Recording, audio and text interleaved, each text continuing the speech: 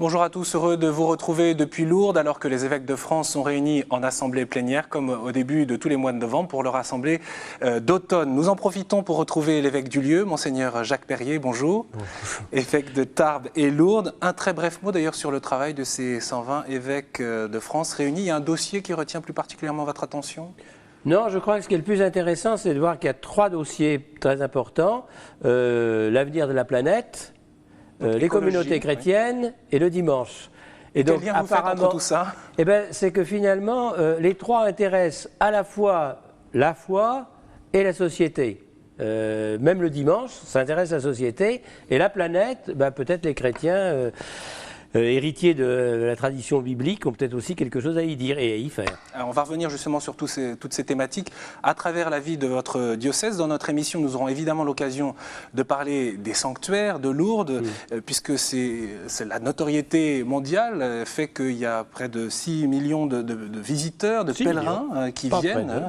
6 millions qui viennent chaque année, ce qui est considérable. Mais je vous propose également de s'intéresser, de découvrir la vie de votre diocèse, Tarbes et Lourdes, cet ensemble des Hautes-Pyrénées, 220 000 habitants, 541 paroisses, et votre cathédrale d'ailleurs est à Tarbes et non pas à Lourdes. Hein. À Tarbes. C'est une petite cathédrale parce que c'était une petite ville qui a grandi au XIXe siècle avec l'essor industriel, mais c'est une très petite cathédrale par rapport au lieu où j'ai été antérieurement, c'est-à-dire Chartres et Notre-Dame de Paris. Ma cathédrale actuelle a à peu près la taille du cœur des cathédrales où j'étais avant. Autrement dit, en 1858, l'apparition de la Vierge Marie a bousculé complètement la vie de l'église locale, on peut dire ça ? Oui. Très réellement. C'était un diocèse qui était assez marial, si on veut, mais ça a effectivement complètement changé.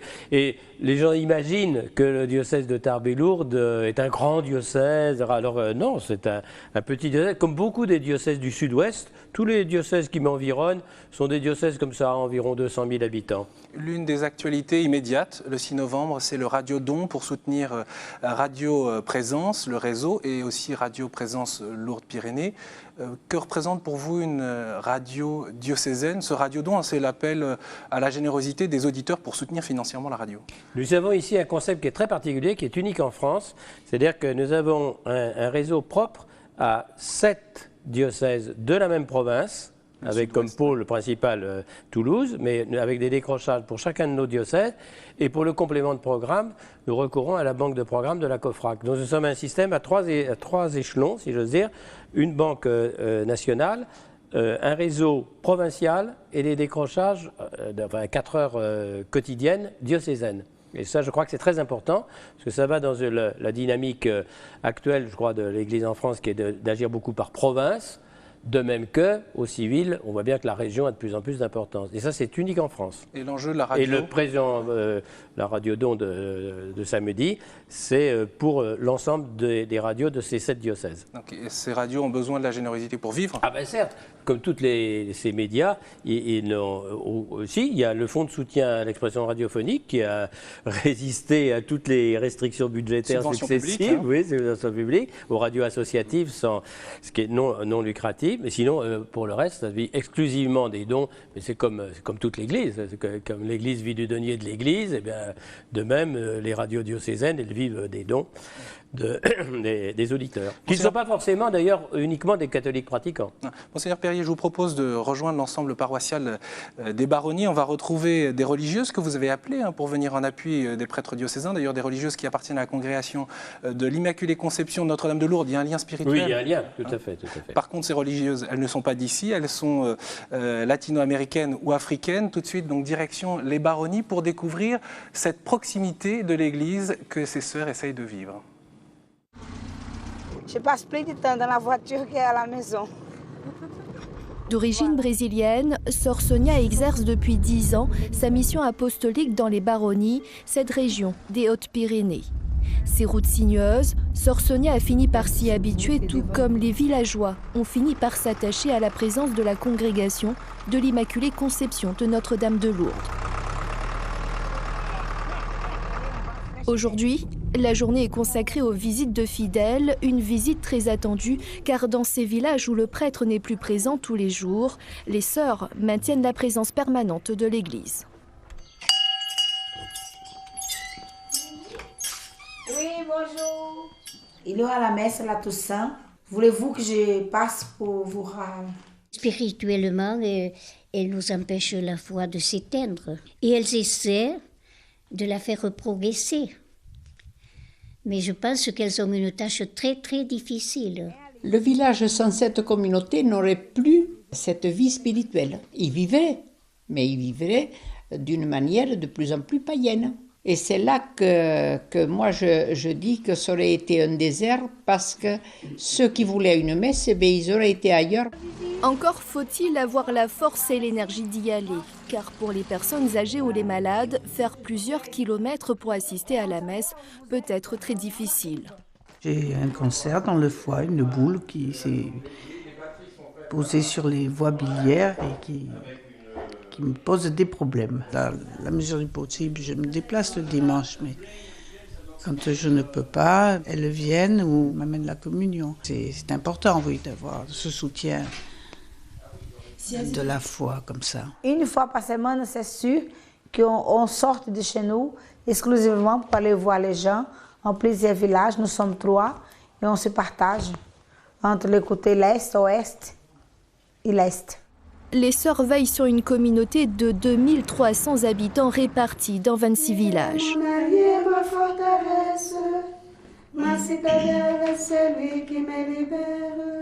Aux côtés de sœur Sonia, sœur Joëlle, originaire du Burkina Faso, et sœur Yvonilda, brésilienne, constituent le reste de la congrégation. Une congrégation qui avoue avoir du mal à réveiller la foi chrétienne. On ne voit pas trop les jeunes, surtout pendant les messes. On ne sait pas comment les attirer. Au niveau du catéchisme, les parents, c'est une grande difficulté de pouvoir rencontrer les parents pour échanger un peu ou bien aider les enfants aussi à poursuivre le catéchisme. C'est certain que les gens sont conscients que s'il n'y avait pas les sœurs aujourd'hui dans les baronnies, la vie de l'Église ne serait pas tout à fait la même. Mais en même temps, il faut que la vie de l'Église ne repose pas que sur les sœurs non plus. Mais qu'il y ait de plus en plus de gens qui prennent part. Mais ces gens-là, il faut les trouver, il faut les décider, il faut les appeler. Elles le font, moi aussi je le fais, mais je ne pourrais pas le faire de la même façon si elles n'étaient pas là. Le peuple d'Israël marchait à travers le désert. Les Amalécites survinrent et l'attaquèrent à Réphidim. Dans le silence de la nuit, laïcs et religieux préparent la messe du dimanche. Lecture de l'évangile, chants et psaumes, la messe se dessine. Choisis des hommes, c'est compliqué. Voilà, mais là, Effectivement, on prépare la messe, mais on échange aussi entre nous sur les nouvelles des uns et des autres. Donc c'est un moment de partage. Minuit, sœur Sonia termine sa journée. Fatiguée, la sœur répond malicieusement qu'elle a toute l'éternité pour se reposer. À travers ce reportage de Valérie Lussang, Monseigneur, on voit bien la vie dans le diocèse, dans ce coin rural des baronnies, et cette proximité que les sœurs ont su développer avec la population, qui est une proximité qui est surprenante et qui vous tient à cœur, je crois. Oui, partout. Là, on a pris un exemple dans le rural. Alors, vous avez compris, c'est une population extrêmement dispersée, puisqu'ils disent 2300, il y a quelques années, c'était même que 1800 pour 28 villages. Donc, c'est des tout petits villages. Bon, c'était une région, il y a 50 ans, très pauvre. C'est pour ça qu'il ne faut pas s'étonner de voir aussi beaucoup de personnes très âgées. Bon. Et ça a été des objectifs missionnaires, il y a de ça une cinquantaine d'années, avec des prêtres du Prado, donc, qui étaient assez nombreux à l'époque, puis progressivement, évidemment, il y a eu une diminution du nombre de prêtres, et il y a eu la possibilité, il y a une dizaine d'années, de l'implantation de cette communauté de 3 sœurs. Sœur Sonia, que vous avez vu et entendu, elle est là depuis le début, les autres se sont remplacés, et maintenant, il y a une continuité de cette présence, avec un prêtre, que vous avez entendu aussi, en fait, qui réside, lui, à Lannemezan, mais la messe y est assurée quand même tous les samedis, dimanches, dans une ou l'autre de ces paroisses. Alors cela, c'est une proximité dans un coin particulièrement éclaté, si vous voulez. Mais le thème de la proximité, il vaut partout, surtout en ville. Oui. Il y a cette réaction de l'une des paroissiennes qui dit « elles empêchent la foi de s'éteindre ». Ça serait un risque, c'est votre anxiété? C'est un risque pour toute la France, c'est pas un risque propre aux baronnies. C'est que la question importante, ce soit la question de la foi et non plus la question de l'Église, c'est clair.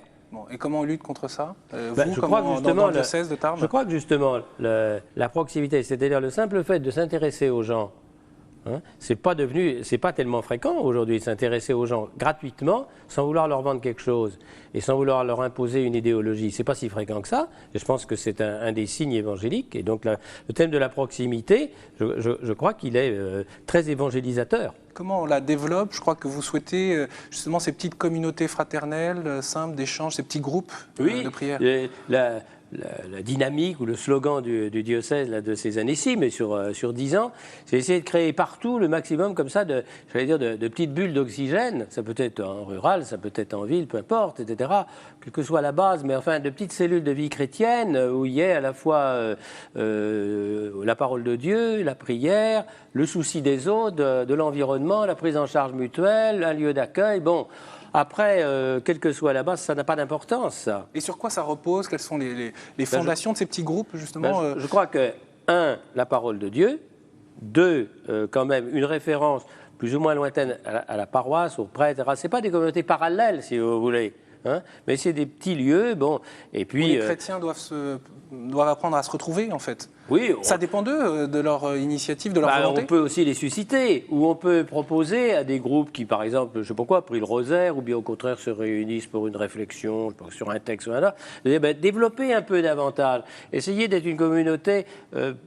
polyvalente et pas seulement spécialisée. Moi, je fais de la prière, moi, je fais de l'apostolique, moi, je fais du caritatif. Essayez de développer un peu pour que des personnes qui sont assez éloignées de l'Église puissent trouver un lieu d'Église, pas plénier.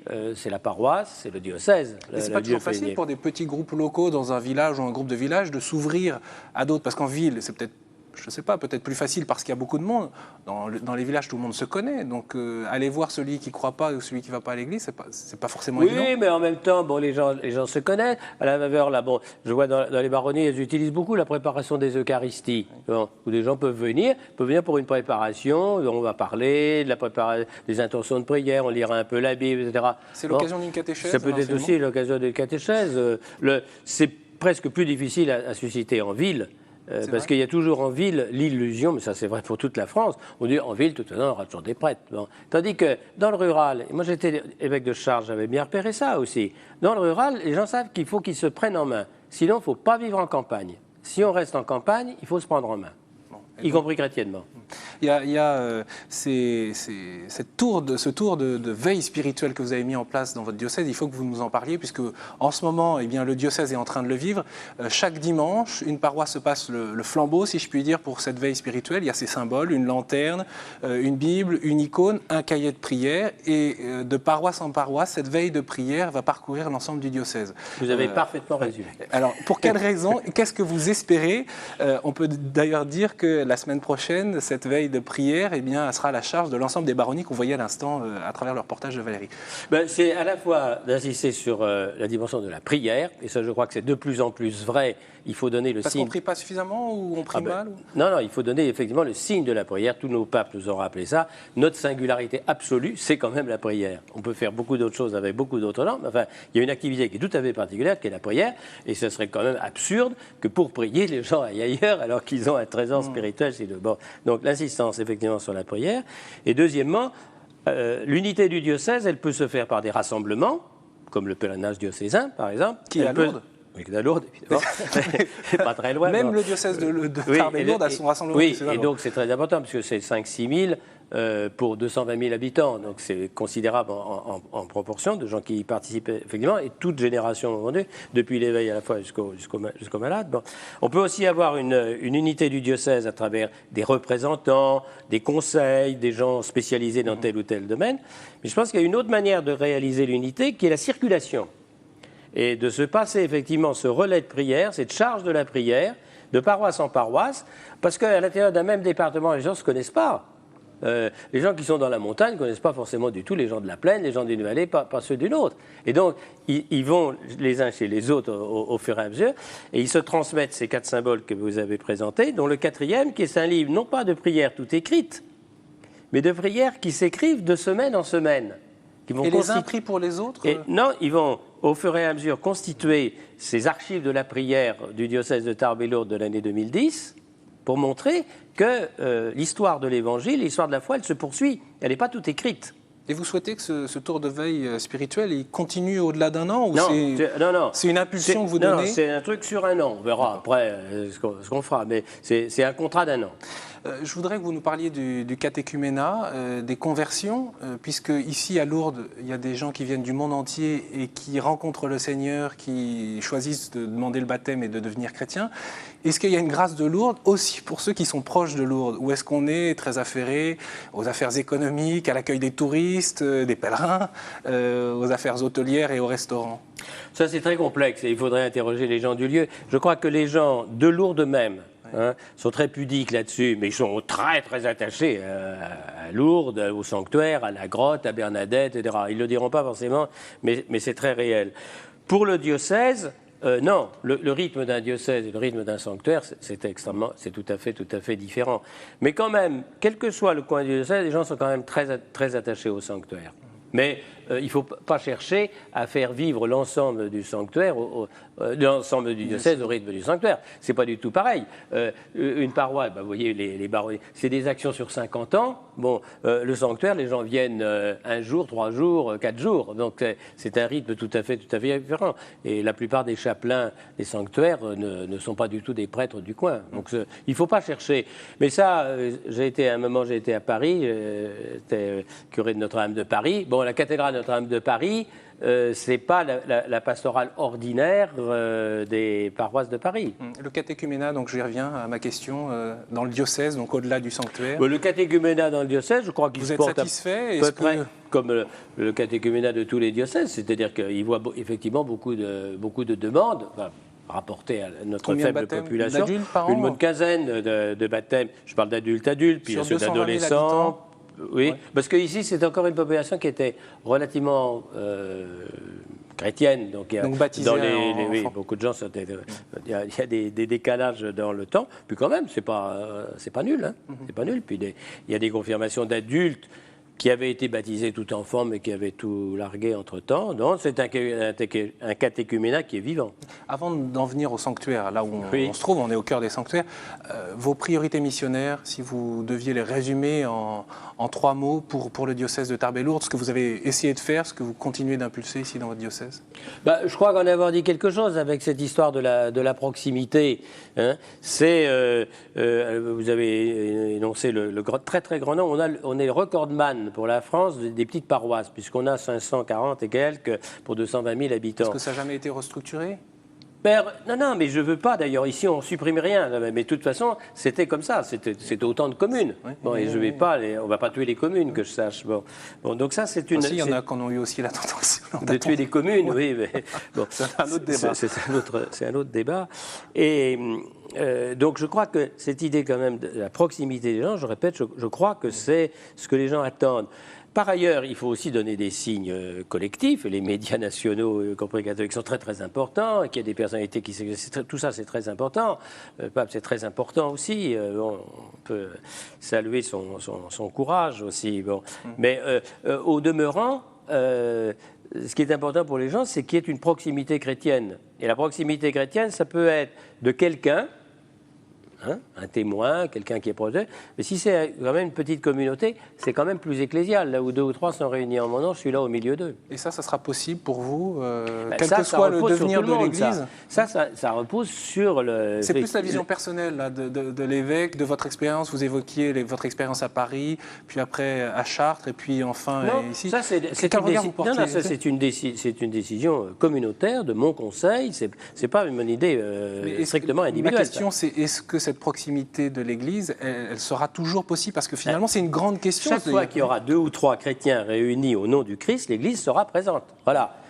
Sauf s'ils décident de se mettre en marge de l'Église. Il y aura toujours un évêque ici, il y aura toujours un certain nombre de prêtres, même s'il y en a un peu moins, il y en aura toujours un certain nombre. Donc il ne s'agit pas de faire une Église parallèle, ni même une Église souterraine. On n'est pas encore dans un temps de persécution. Bon, souhaitons que ça ne vienne pas. Bon, mais partout où il y aura quelques chrétiens, ils peuvent toujours vivre ensemble et donner le signe que, si différents qu'ils soient, au nom du Christ, ils peuvent se réunir, prier et accueillir d'autres. Ben voilà, Ça, c'est un c'est appel l'église déjà. au courage, C'est déjà quoi, l'église. de Oui, chacun. c'est déjà l'église. Parlons du rayonnement des sanctuaires de Lourdes. Je le disais, 6 millions de pèlerins et de visiteurs. Ici, beaucoup de conversions, des gens qui sont touchés, des gens qui viennent, qui sont malades, et qui confient leurs prières, qui espèrent parfois des miracles. Qu'est-ce que vous observez et pourquoi cet attrait que l'on perçoit grandissant pour les sanctuaires en général, mais particulièrement pour Lourdes? Oui, vous avez raison. Je crois que c'est un attrait pour les sanctuaires en général. Moi, je crois que ça convient assez bien, y compris aux tares de notre époque. C'est-à-dire? Les tares de notre époque, c'est d'agir au coup par coup. Oui. Bon, il faut des scoops. Et on va dans le ponctuel et dans le discontinu. Alors, le pèlerinage, le passage à un sanctuaire, ça correspond très bien à ça. Donc les gens sont tout à fait sincères. Ils sont tout à fait sincères. Ça ne veut pas dire que ça va susciter une pratique régulière ensuite. Mais pour autant, c'est sincère. Donc je refuse tout à fait, vous avez eu raison de ne pas dire les touristes. Je crois qu'ici, il y a des visiteurs à un degré de motivation varié. Mais personne n'entre dans les sanctuaires par hasard. Personne. C'est compliqué. De toute façon, il faut stationner sa voiture, il faut faire un détour pour arriver ici. Monseigneur, sur ce grand pèlerinage du 15 août, quand même, qui est marquant ici. C'est pas le seul. C'est pas parce que cette année, il y a eu une alerte à la bombe. C'est pas pour ça que j'en parle. Oui. Quel regard vous portez-vous sur les pèlerins et justement, comment les faire entrer dans une démarche Ah ben moi, c'était l'attitude la même que j'avais quand j'étais à Notre-Dame de Paris. Il faut d'abord avoir une attitude sympathique et favorable. Si on commence à vouloir se défendre en disant ceux-là ils sont comme ci, ceux-ci ils sont comme ça, on va les mettre ceux-ci à gauche. Alors là, à mon avis, c'est fichu. Il faut un a priori de sympathie. Et je l'ai d'autant plus fort ici que, comme je vous disais il y a un instant, personne ne vient ici par hasard. Et même s'ils viennent pour voir quelque chose, ils ne viennent pas pour voir des œuvres d'art. L'on ne compte pas parmi les principales œuvres d'art pour la France, mais c'est la dévotion, ils viennent au moins voir un phénomène chrétien, un phénomène religieux chrétien. Donc nous avons cette obligation d'être ouverts. Donc quand on me dit « Ah, les gens devraient être comme ci, ils devraient être comme ça, ils devraient être mieux habillés, etc. » Je dis « Non, ici on n'est pas un monastère. » Il y a tellement peu d'endroits où les gens peuvent voir l'église. Tellement peu d'endroits. Il y a vos écrans, mais bon, sinon, qu'est-ce qu'ils voient de l'église? Bon, ici, ils peuvent voir l'église. Ils peuvent voir l'église en prière. Ils peuvent voir qu'il y a encore des prêtres. Bon, ils peuvent voir qu'on s'occupe des malades. Ils peuvent voir qu'il y a l'eau de la source, qu'il y a la proséance. Tout ça, ils peuvent le voir. On ne leur demande pas d'emblée, est-ce que vous êtes chrétien à 5%, 10% ou 100%? Ils sont libres. Ils peuvent accomplir le parcours qu'ils veulent, rester le temps qu'ils veulent, sans rien payer à l'intérieur des sanctuaires. J'y insiste, bon, à condition de respecter un minimum de tenue et de discrétion. Ils sont libres de voir l'Église vivre. C'est ce qui devrait se passer davantage dans les paroisses pour vous? Les paroisses ont un autre rythme. Comme je vous disais, on ne peut pas aligner les sanctuaires. La paroisse, une église, à l'intérieur d'une église, quand même, on n'aura pas tout à fait le même comportement. Un des gros avantages des sanctuaires, c'est que pour l'essentiel, c'est à l'air libre. Donc c'est pas tout à fait le même comportement. Oui. Bon, et puis, par exemple, des gens peuvent faire une démarche à la source, à la grotte, porter un cierge à la procession, etc. Bon, quel que soit leur état canonique, familial, etc., etc. Bon, dans une église, hélas, le plus souvent, on ne fait que d'y dire la messe. On a tort, on devrait y faire aussi d'autres choses. Bon, et donc à la messe, on va dire est-ce que je vais pouvoir communier, pas communier? Ici, toute personne qui veut faire un geste religieux peut le faire, et elle le fait authentiquement. C'est pour ça qu'on peut être un lieu, je dis certaines fois, caricaturalement catholique. On ne peut pas faire plus catholique que Lourdes, avec la Sainte Vierge, les miracles, le pape, l'Eucharistie. Et en même temps très ouvert. Et on retient cette image aussi de la proximité. J'en viens à mes questions rituelles de fin d'émission, Monseigneur Perrier. Une belle initiative que vous avez vue ces jours-ci. Oui, j'ai passé un dimanche à Bagnères, et donc tout un dimanche matin. Et c'était pourtant le temps des vacances, 1 heure avec les enfants du caté qui avaient tous des chants, etc. Et ça montrait que c'était très vivant. Un lieu pour se ressourcer dans votre diocèse. Vous parlez des sanctuaires ou Si, évidemment, les sanctuaires. Mais il y a aussi un monastère. Il y a plusieurs monastères, mais il y a entre autres un monastère bénédictin à Tournaille où vont beaucoup en particulier de prêtres, mais aussi de groupes de jeunes. Enfin, c'est le lieu de référence, si j'ose dire. Et dernier point, des rendez-vous à venir dans le diocèse qui seraient importants? Le plus important, il est tout proche, c'est dimanche la messe qui sera télévisée chez vos confrères du Jour du Seigneur sur France 2. Bon, donc que les gens viennent à partir de 10h. J'ai beaucoup invité les diocésains ou les gens des diocèses environnants à venir. Ce sera la première fois que tous les évêques concélébreront la messe avec la participation d'une assemblée nombreuse, puisqu'on le célébrera pour la première fois à Sainte-Bernadette. Il peut y avoir jusqu'à 4000, 5000 fidèles donc, qui viennent maintenant. Et je rappelle que ces évêques de France sont réunis en ce moment même pour l'assemblée plénière d'automne. Je signale d'ailleurs la parution du dictionnaire des évêques de France au XXe siècle, cette fois-ci, aux éditions du Cerf, pour découvrir toutes les figures de l'épiscopat. Un mot, je ne sais pas si vous l'avez vu, cet ouvrage, un gros livre. Il y a une figure de l'épiscopat qui vous marque vraiment en 10 secondes, Monseigneur Perrier. Dans mes prédécesseurs, Monseigneur Théas. Un grand merci, Monseigneur Jacques Perrier, pour votre disponibilité et de nous avoir accueillis ici chez vous. Bien sûr, c'est une émission que vous retrouvez sur le site www.ktotv.com. Très bonne journée et à la semaine prochaine.